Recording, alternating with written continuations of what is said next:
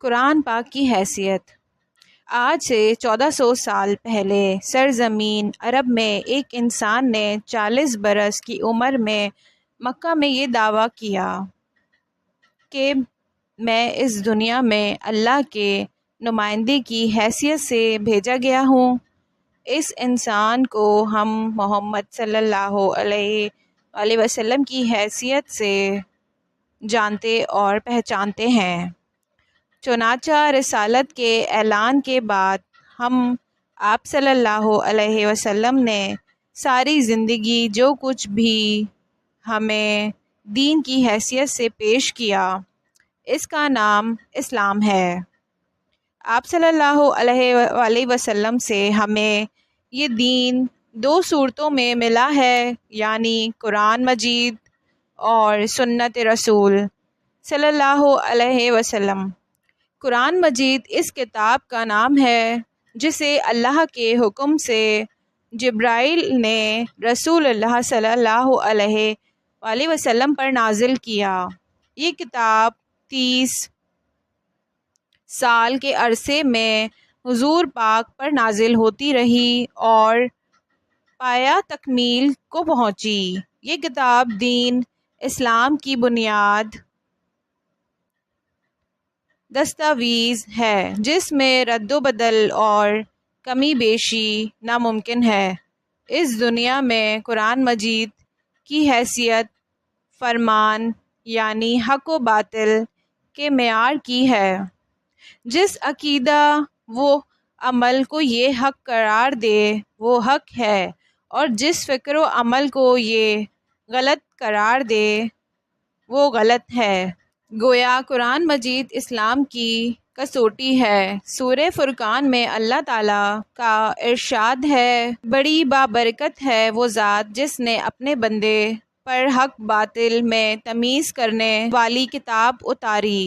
گویا قرآن ہی ہمیں بتاتا ہے کہ دین کیا ہے اور کیا نہیں ہے۔ ہر مسئلے اور ہر معاملے کو قرآن ہی کے ذریعے پرکھا اور دیکھا جائے گا، اور ہر مسئلے میں قرآن مجید کا فیصلہ بالکل حتمی اور آخری ہوگا۔ پیارے ناظرین، ترازو میں تول کر بھی دیکھا جائے گا کہ اس کا وزن کیا ہے۔ جس عقیدے عمل کو قرآن وزنی قرار دے وہ اس دین میں اتنی ہی قدرت اور قیمت کا حامل ہوگا، اور جس خیال یا عمل کا قرآن مجید کی آیت کی روشنی میں کوئی وزن نہ ہو وہ اتنا ہی بے قیمت اور بے وقت ہوگا۔ سورہ شورى میں پروردگار کا ارشاد ہے، وہ اللہ ہی ہے جس نے حق کے ساتھ یہ کتاب یعنی میزان اتاری۔ قرآن مجید ہمارے عقیدہ عمل کے محافظ یعنی محمین ہے۔ گویا ہمیں اپنے فکر اور فعل پر اس کی نگرانی قبول کرنی ہی ہوگی۔ اس طرح قرآن مجید اپنے آپ کو احسن الحدیث یعنی بہترین کلام اور عمدہ ترین بات قرار دیتا ہے۔ قرآن مجید برہان بھی ہے، یعنی مضبوط، روشن اور ہر حال میں سچی دلیل۔ قرآن مجید اپنے آپ کو بلاغ یعنی لوگوں کے نام اللہ کی طرف سے پیغام بھی قرار دیتا ہے۔ قرآن مجید کا ایک نام تذکرہ بھی ہے۔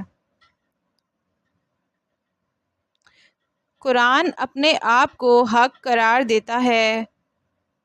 قرآن کہتا ہے یعنی ایسی بات جس کا مطلب نصیحت اور یاد دہانی کرنا ہو۔ پیارے ناظرین، آپ کو یہ مختصر سی معلومات کیسی لگی؟ اگر آپ ہمارے چینل پر پہلی بار آئے ہیں، آپ سے گزارش ہے کہ ہمارے چینل کو سبسکرائب کر دیجئے۔ میں ملتی ہوں آپ سے اگلی ویڈیو میں، تب تک اپنا بہت ڈھیر سارا خیال رکھیں۔